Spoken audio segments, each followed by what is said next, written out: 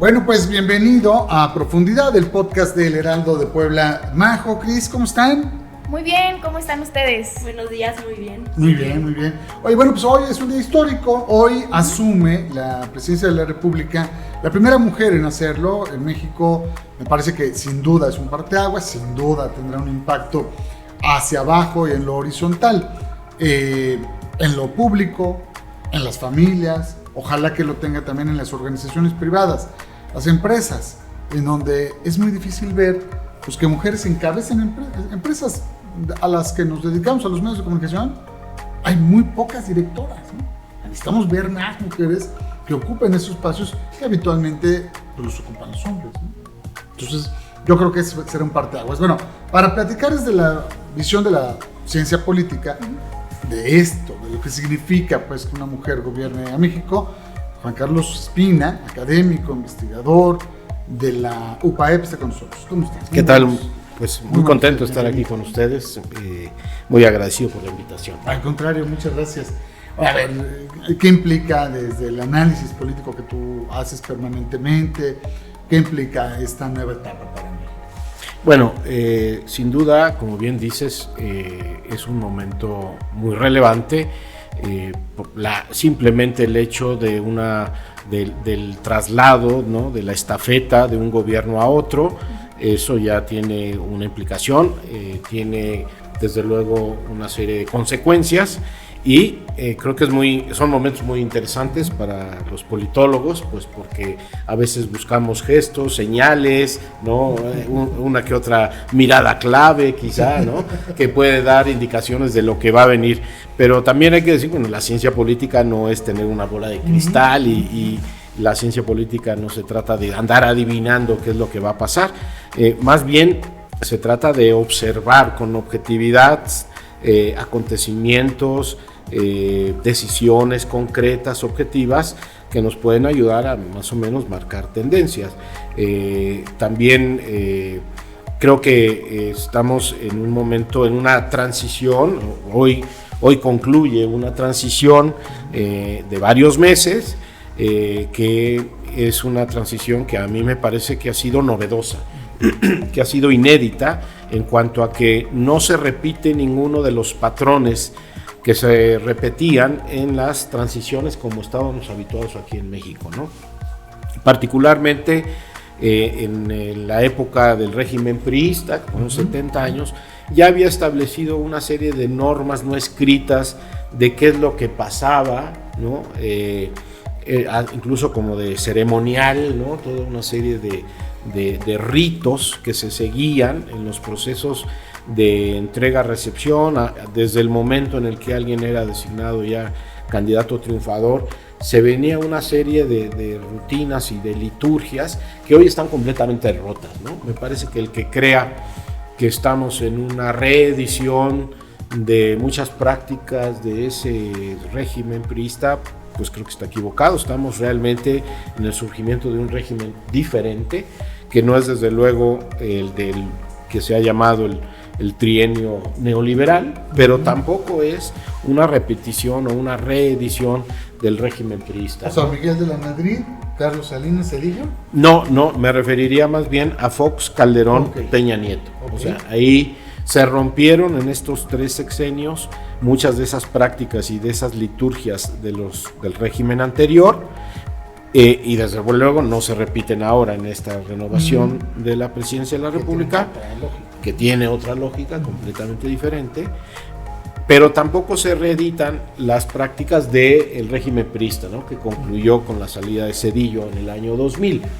En ese régimen priista era muy claro que una vez que se señalaba al triunfador de las elecciones, el presidente en turno, el presidente saliente, veía disminuir su poder, veía disminuir su influencia, era un poder menguante, ¿no? Ya de la elección a su salida, pues casi paulatinamente iba perdiendo influencia, claro. Al final ya casi nadie lo pelaba, ¿verdad? Y el presidente electo, aunque todavía no entraba en funciones, pues empezaba a tener a centralizar la toma de decisiones, empezar a marcar rumbo, empezar a fijar agenda, que es muy importante, y eso no ocurrió.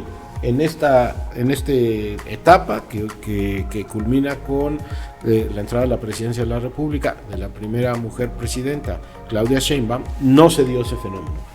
Desde que fue electa, desde el día de la elección, no se vio menguado el poder del presidente de la República, López Obrador. No se trasladó la toma de decisiones, eso todo parece indicar que no se trasladó la toma de decisiones a la presidenta electa, Claudia Sheinbaum, y bueno, vimos una actividad frenética, vimos una serie de planteamientos, de iniciativas, de propuestas de reformas.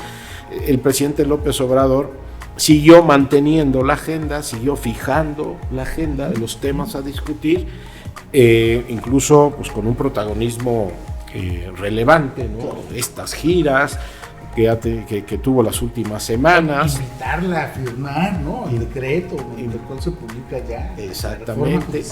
Invitarla a que fuera partícipe de las giras, ¿no? En donde, pues de alguna manera, sí, rompiendo la liturgia tradicional del sistema político mexicano, pues quedaba ella en una posición de subalterna frente al presidente, que seguía siendo presidente, ¿no? Vamos a ver qué pasa a partir de hoy, sí, claro.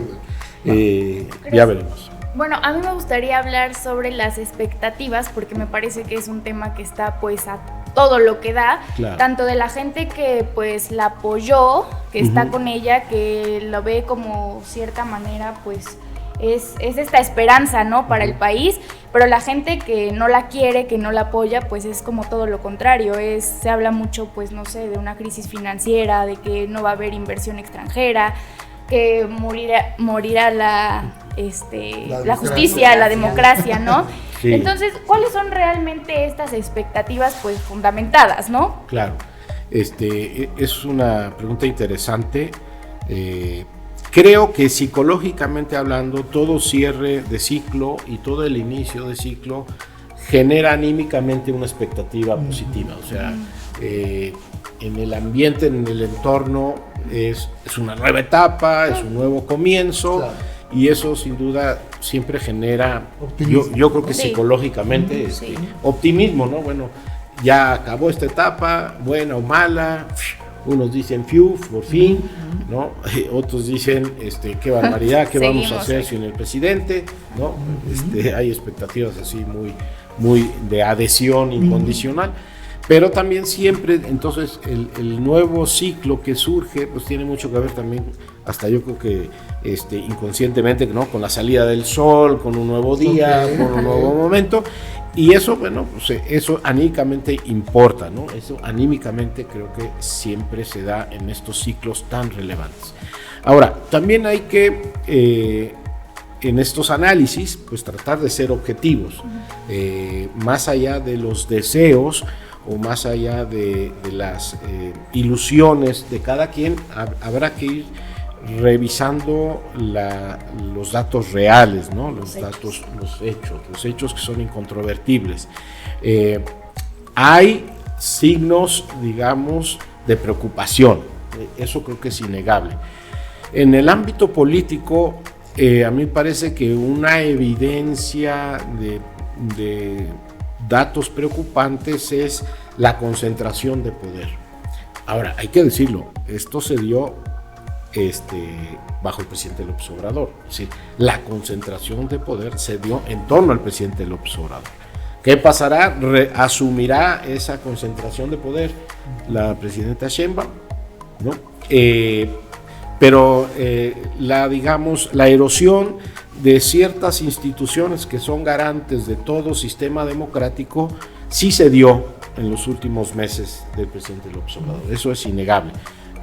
Alguien pudiera decir que eso es bueno, alguien pudiera decir que eso es malo, pero de que se dio, se dio. Es decir, la erosión de la autonomía del Poder Judicial, eso fue un hecho, la apabullante y artificiosa manera en que se construye la mayoría calificada en ambas cámaras, que fue, yo diría, escandaloso, ¿no? Porque ahí se recurrió a presiones, que si el senador de Chiapas estaba con su papá, lo tenían o no lo tenían, y que el otro senador de Veracruz, que me enfermé y en la tarde ya me curé, pero me trae mi papá.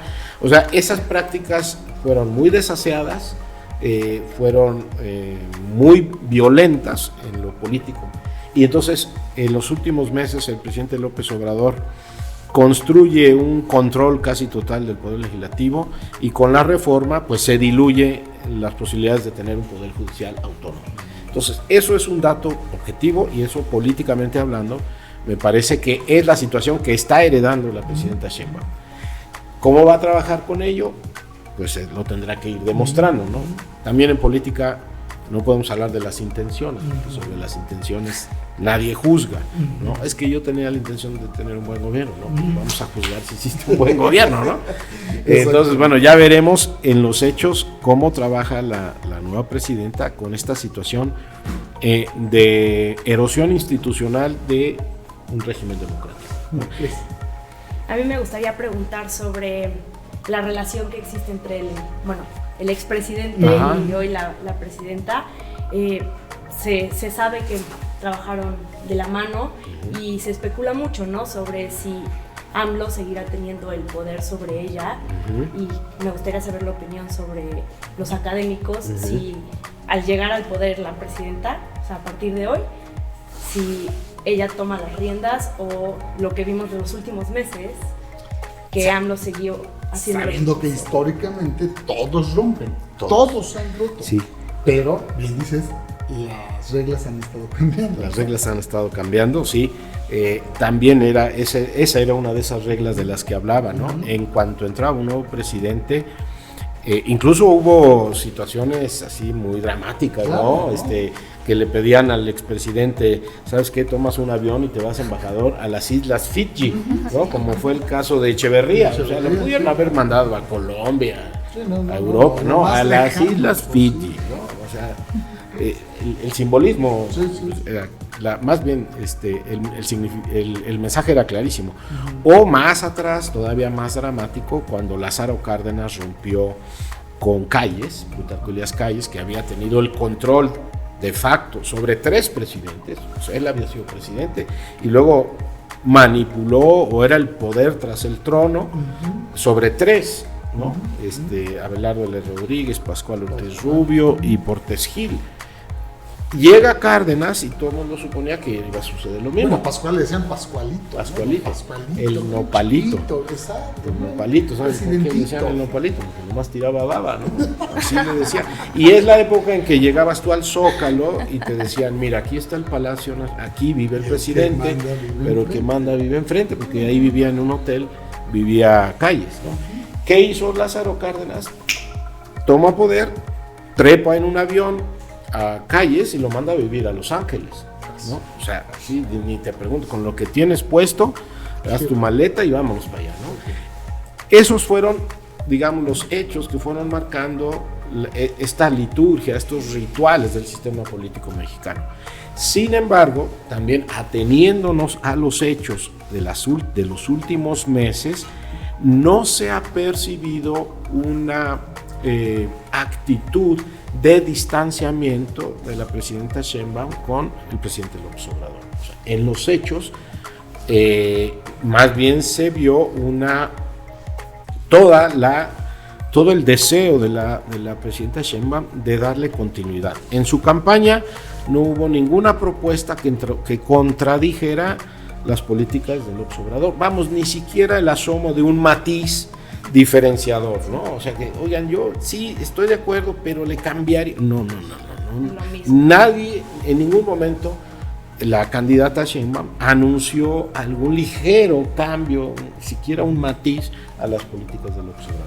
Ya como presidenta electa, en la conformación de su gabinete, en el anuncio de sus prioridades, ante las propuestas de reforma que planteó el presidente, no se le escuchó a la presidenta electa en ese momento también un elemento de que en algo no estaba de acuerdo. Fue absolutamente... A lo mejor un par, ¿no?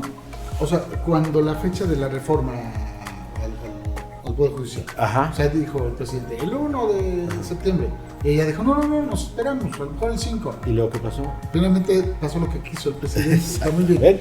Y el otro un poco fue cuando el anuncio de, bueno, se da esta este conflicto con Estados Unidos y todo esto, Ajá. el tipo de cambio se dispara terriblemente, y ella pues anuncia al secretario de Hacienda que era más latinoamericana, y como que despresurció y no sé qué. Sí. O sea, hay 2 o 3 guiños ahí que Sí, pudieran tienes razón. de roce. Yo nada más digo, lo comparo con lo que pasa en la casa, en la familia. Cuando tu papá te enseña a manejar, ¿no? Te enseña 2, 3 meses, 6 meses, el tiempo que sea. Y te dice, bájale, 80 máximo en la carretera, no sé qué, no sé cuánto, acatas. Sí, claro. Pero cuando tu papá te da las llaves, te dice, ya puedes viajar solo. Bye. Tú subes y Sí. te pones el asiento hasta atrás, ¿no? Le pones, bajas el quemacoco, no sé qué, y claro que vas a 95, no a 80. Claro. Digamos que yo sí soy optimista. ¿Qué? Y yo creo que sí va a romper. Suave, matizado, más fuerte, más duro, como sea. Pero creo que va a ocurrir porque la que va a tener la responsabilidad de responderle a los mexicanos, a los suyos, a los propios, a los ajenos, a los vecinos, va a ser ella. Sí, sin duda el ejercicio del poder también da confianza. Es decir, o sea, empiezas a tomar decisiones, empiezas a ver que las cosas se hacen, que las órdenes se acatan y empiezas es un ejercicio de poder. El poder pues es muy canijo, ¿no? Entonces el primero en ser transformado pues es el que ejerce el poder. Claro. Sin embargo, yo reitero que lo que se vio en el proceso de transición no nos adelanta, no nos augura un rompimiento ni un alejamiento del proyecto definido con antelación por el presidente López Obrador. Estamos un poco en esa especulación. Yo soy optimista, pero se trata un poco de ese ánimo, ¿no?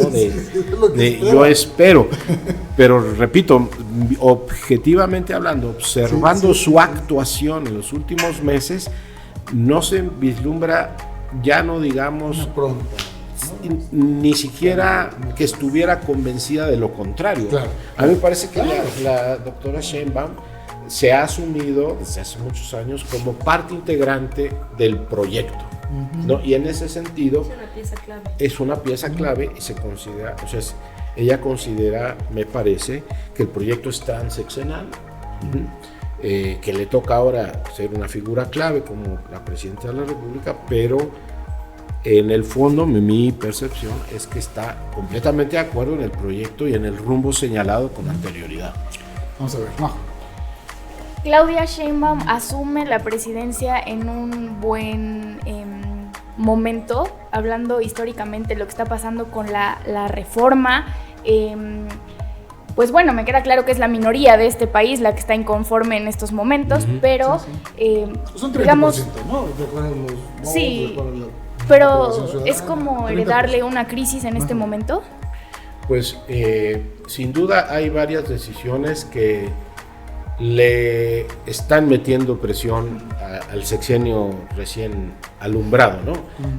Es una presión que también con ojos de las sucesiones presidenciales anteriores pareciera innecesaria.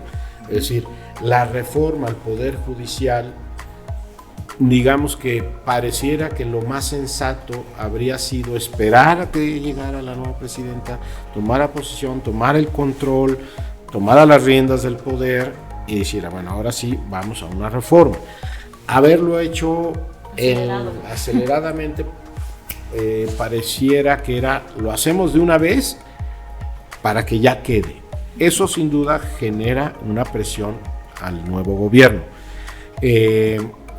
También me parece que hay una serie de situaciones de tipo económico que van a generar presiones, van a generar preocupaciones al nuevo gobierno, particularmente en materia fiscal, todo el tema de el desajuste en las finanzas con el excesivo gasto público de los últimos meses, va a generar presiones inflacionarias. Esta reforma judicial también va a generar complicaciones en el tema de las inversiones extranjeras, porque bueno, ya estamos en la etapa, me parece, de control de daño, ¿no? Es decir, oye, sí se hizo la reforma, pero tranquilos, no va a pasar nada, el diálogo con los empresarios, el diálogo con los extranjeros. claro. sus inversiones. Pero es como un desgaste adicional, ¿no? Si no se hubiera hecho, no hubieran tenido que, entonces, pues el nuevo secretario, Ebrard, pues ha tenido que también dedicarle tiempo a decir, oigan, inversionistas, juegos, ¿no? tranquis, no pasa nada. Entonces creo que son esas presiones que en una mirada normal no se debieron haber dado. O sea, nadie dice, oye, te voy a meter presión. No, por gusto, ¿no? Por gusto, no seas gacho, déjame. Fíjate que uno que sí hizo eso rompiendo una tradición fue López Obrador. Ok. Cuando López Obrador, antes de tomar posesión, anuncia que se cancele el aeropuerto de Texcoco, claro, bueno. el presidente seguía siendo Peña Nieto, y fue una medida que él mismo ahí se metió presión, ¿no? Porque después entonces fue el tema de hacer todo un plebiscito para ver si el pueblo estaba de acuerdo y se terminó cancelando. ¿Cuántas cosas vimos este sexenio? Sí, y novedoso en todos los sentidos. Sí. Innovador.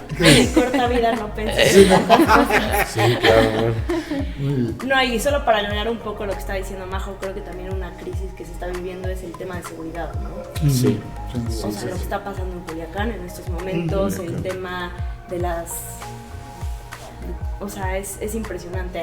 De manera estatal, en Puebla igual, la inseguridad que se ha vivido en los últimos meses, en esta transición, también ha sido impactante en todos los sentidos.